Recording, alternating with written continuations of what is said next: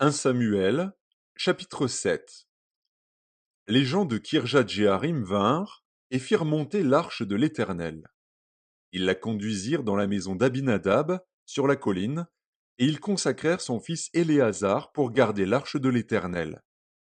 Il s'était passé bien du temps depuis le jour où l'arche avait été déposée à Kirjat-Jéarim. 20 années s'étaient écoulées.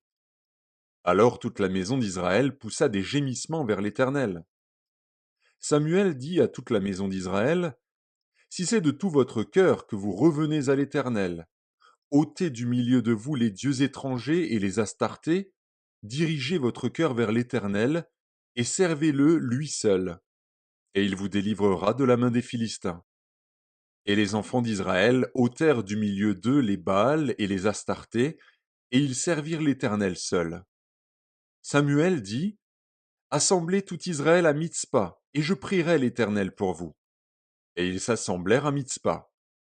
Ils puisèrent de l'eau et la répandirent devant l'Éternel, et ils jeûnèrent ce jour-là, en disant: Nous avons péché contre l'Éternel. Samuel jugea les enfants d'Israël à Mitzpa. Les Philistins apprirent que les enfants d'Israël s'étaient assemblés à Mitzpa, et les princes des Philistins montèrent contre Israël. À cette nouvelle, les enfants d'Israël eurent peur des Philistins.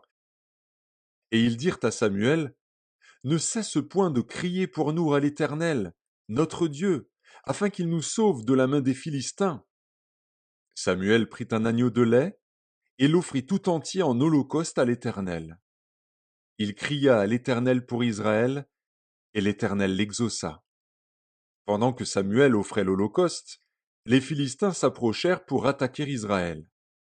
L'Éternel fit retentir en ce jour son tonnerre sur les Philistins et les mit en déroute. Ils furent battus devant Israël. Les hommes d'Israël sortirent de Mitzpa, poursuivirent les Philistins et les battirent jusqu'au-dessous de Bethkar. Samuel prit une pierre qu'il plaça entre Mitzpa et Shen, et il l'appela du nom d'Ébenézer, en disant: Jusqu'ici l'Éternel nous a secourus. Ainsi les Philistins furent humiliés, et ils ne vinrent plus sur le territoire d'Israël. La main de l'Éternel fut contre les Philistins pendant toute la vie de Samuel. Les villes que les Philistins avaient prises sur Israël retournèrent à Israël, depuis Écron jusqu'à Gath, avec leur territoire. Israël les arracha de la main des Philistins, et il y eut paix entre Israël et les Amoréens. Samuel fut juge en Israël pendant toute sa vie. Il allait chaque année faire le tour de Béthel, de Gilgal et de Mitzpa, et il jugeait Israël dans tous ces lieux. Puis il revenait à Rama, où était sa maison. Et là il jugeait Israël, et il y bâtit un autel à l'Éternel.